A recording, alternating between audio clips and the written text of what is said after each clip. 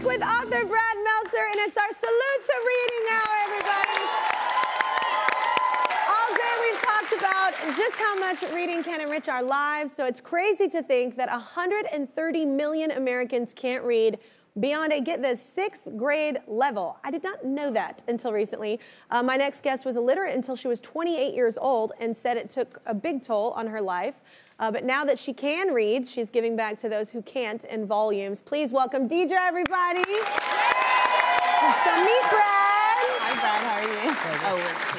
I know, we're like, it's all awkward. We can't like be normal humans. So most people learn to read as kids. So tell us about your childhood. Yeah, so I grew up in a blended family. So there's 12 of us, but 7 of us grew up in the same household. Yeah. And in that military family, so we moved around a lot. So my dad was stationed away most of the time. My mom had to work 2 to 3 jobs just to kind of help, you know, our basic needs. Yeah. And so part of moving around a lot, switching a lot of schools. So education, I just never really got my footing when it came to the reading area. Yeah. So it was something that I was just so embarrassed and ashamed of that I just started hiding and just really living in the shadows, just doing anything not to be exposed. A lot of kids slip through the cracks like that. Yep. Yeah, I just didn't know it was that many. Yeah. Yeah.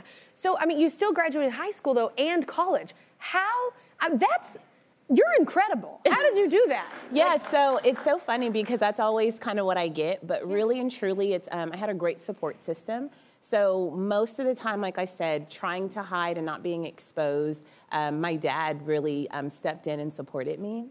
So I was placed in special ed in 6th grade, and that, you know, was fine at first. I was like, okay, I'm not getting in trouble, got great grades. Yeah. And then I realized I really wasn't learning at the level I should have been. And by the time I got into 8th grade, he got stationed back home, and I was like, Daddy, you gotta get me out of special ed. And he was like, well, why? I was like, I'm just not learning what I need to learn, and I need to be successful. And I just was afraid that I wasn't going to be. To know at such a young age, to set that bar higher is an amazing thing. Yeah. It says a lot about your character. Keep going, sorry. So then he was like, everything on paper says that you're supposed to be in these classes. So at this point, I'm sobbing because I'm like, he's gonna keep me there. But he was like, but as your parent, I can pull you out. He was like, my only ask is, if you're willing to show up for yourself, then I'll match, you know, your effort. So I'm staring at him, and he's staring at me, and I'm like, okay, let's do it, you know? And so I would bring home my books, and he has the syllabus, and he would relearn it so that he can explain it to me and what made sense to me. Wow. And what an amazing father. Yeah. Yeah. Not everybody has that support system. So for me, where I felt like so hopeless and I was so ashamed just to know that, like, you know, he was in it with me and he was willing to like match my effort. And just imagine daily he was having to relook at something and putting it in a language that I could understand so I can absorb the information. And everything else was a sight word. So I never got the how to sound out words. So sight words are high frequency words that you use and you see all the time that are not phonetically, you can't really sound them out. So everything in my vocabulary was a sight word. I had a journal and I was just rewriting, and I just kept writing until it became memory. Or if I could see it, I can recognize it, all those things. And that's how I got through college and high school. That's incredible. Well, you hit a turning point when you decided to learn to read. So what happened? So again, just feeling like just really dark, lonely, just kind of like, what's life? You know, everyone gets to that point of like, well, what's your life supposed to mean and do? And I was so ashamed and so embarrassed. I just got tired. One day I had like a light bulb moment of, I'm working this hard to hide it. What if I work just as hard to fix it? So part of the shame was that people wouldn't want to be my friend, or, you know, no one I just had all these fears and things. So I shared with a friend who was heading out to Korea for like 2 years.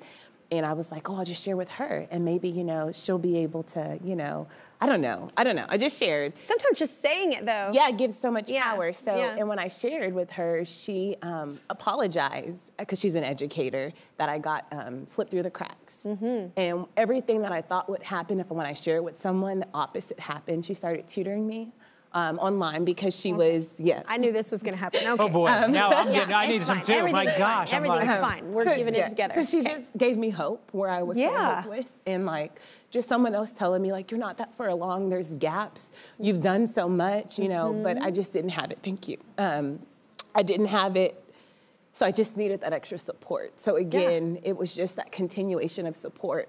And then once I started doing it, I just had confidence and I started sharing. And I had an opportunity to share and the phone was ringing off the hook. And it was people, they all had the same messaging. I've been waiting for something like this my whole life. I've been waiting, and in that moment, I was like, man, I've been hiding while they have been waiting for me to do this because it's something I knew I was gonna do at 18, because there was nothing out there for me to support myself. So there was just power in sharing the story and power in doing the work. But you became that thing that you didn't have. You became that tool. That's amazing. So our nonprofit, Reading to New Heights, provides a safe place for adults to improve their literacy skills at no cost to them. So, oh my gosh, that's amazing. So, at no cost to them, that's amazing. Wow. Oh, well, we reached out to our friends at Scholastic. I never have been able to say that name since I was a child, but I'll tell you what, I've kept y'all in business. My mom and I love some Scholastic magazine. That was always my favorite time during school. But they know that learning to read and finding joy in the pages of books, it's an invaluable life experience. And like I said, it creates such opportunity and creativity. They want to help you in raising literacy in your community. So they're donating $5,000 to Reading to New Heights. Oh, yay!